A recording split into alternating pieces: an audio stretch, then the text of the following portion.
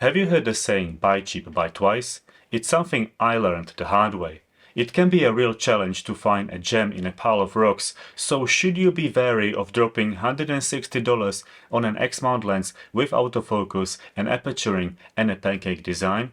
If it turns out to be a dud, you might end up spending 2 or 3 times more on the Fujifilm alternative, so let's take a closer look at whether the TTArtisan 27mm f2.8 lens justifies its surprisingly low price and how it can save you over $1,000.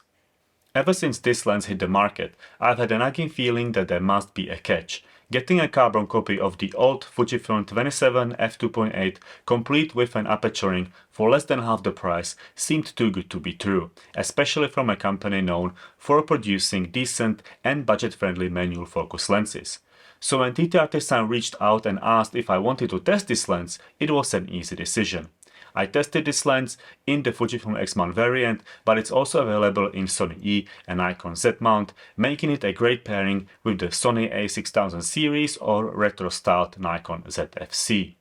The moment I unboxed it, I knew it would be a perfect match for my trusty old XE3, and that's how I've been using it ever since. This lens is compact, lightweight, and fits snugly on this little camera, just like the Fujifilm variant would. It's a light lens, so there's no need for the additional grip, but I have grown so used to it that it stays on my camera no matter what. My TTArtisan lens came in the titanium color, but there's also a pure black version available. I don't think the color matters much, but it's nice to have options. The build is solid and the aperturing has noticeable clicks. It does feel a bit stiffer than what you would typically find on a Fujifilm lens, but I expect it will loosen up with more use. The tiny metal lens hood doesn't mess with the packing style of the lens, but provides good protection for the front lens element. And honestly, nobody can tell that this isn't a native Fujifilm lens. Not that it really matters.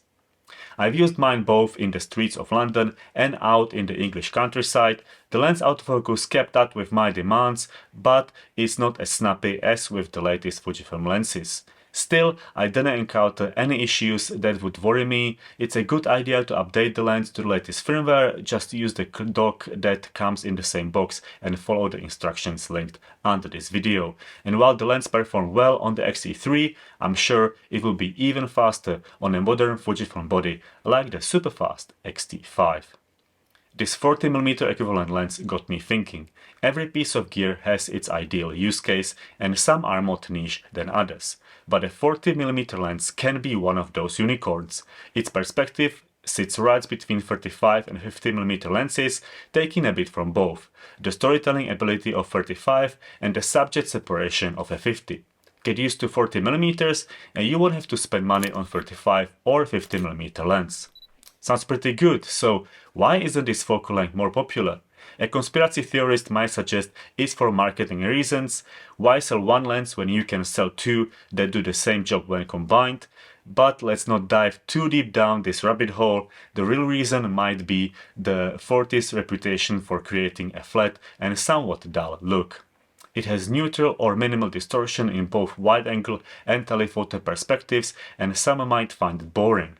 But it also makes 40mm the ideal all-around reportage focal length. This is probably why the original film Leica CL came with a 40mm Summer lens, why did Ricoh put a 40mm lens on their GR3X, and why Sam Mendes used a 40mm lens for most scenes in his epic World War I Oscar-winning movie 1917.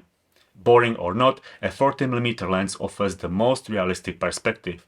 While the 35mm focal length is often considered the most normal lens, my research suggests that 40mm lenses are the closest to our natural vision. This could be why the 1917 movie is so immersive. But it's not just in movies. Matthias Berling shared in one of his videos that he sold both 35 and 50mm lenses after getting a 40mm Voigtlander lens, which now occupies his camera 99% of the time. And Intaro Hop, together with Lukas Palka, showed us that 40mm lenses were a great choice for their street photography stroll through the streets of Tokyo. And it's not just a modern thing either. In the 1970s, 40mm was a popular focal length in compact cameras. It was widely regarded as the ideal single carry everywhere focal length, as countless compact cameras came with 40mm lenses. the Olympus Strip, Rolei 35, Canon QL17 and the famous Leica Minilux all sported 40mm lenses. And the Leica Minilux still commands a premium price even today. And have you seen the new Nikon ZF? It comes with a 40mm lens in a kit, so maybe this focal length is making a comeback. It does combine useful perspective and compact size, but I haven't used mine enough to form a strong opinion. It's hard to teach an old dog new tricks, so I can see myself continue to reach 435 or 50mm lens, especially with cameras that don't have a 40mm lens in the lineup. Still, I can't escape the nagging feeling that 40mm is the real deal. And using the TTArtisan 27mm crop sensor lens made it a lot stronger. This lens can handle most of what I need in a one lens, one camera setup. That's why it is so exciting to have an option with a price tag well below the old Fujinon XF27 f2.8 lens, even on the used market. And it comes with an aperture ring, a feature Fujifilm only added to the newer and pricier weather-sealed version. But what's the catch, if any? Well, there's one. Because this is a third-party lens, it's not corrected by Fujifilm camera firmware, so you will notice some vignetting when wide open. It's not a big deal, mostly it's not noticeable, and it can be easily fixed in post-processing, but it's something to be aware of if you like using JPEGs straight out of the camera. Even with that slight vignetting, this lens performs admirably even when paired with my old XE3. I put it on this camera on purpose. It's an older camera, but it's still great to use and easily affordable on the used market. So it makes perfect sense to pair it with a budget-friendly, compact and lightweight lens that can handle most day-to-day photography.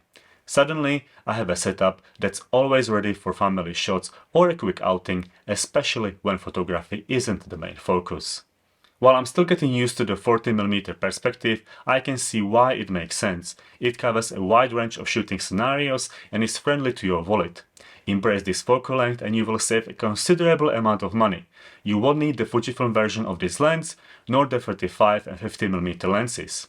So at the very least, you are saving about $1,100 by not buying the XF27 2.8, XF23 and XF35 f2 lenses. In most situations, the TTArtisan 27mm f2.8 can replace them all. It's capable, compact, lightweight, paired with a reliable camera like the XE3, I can't think of a better deal.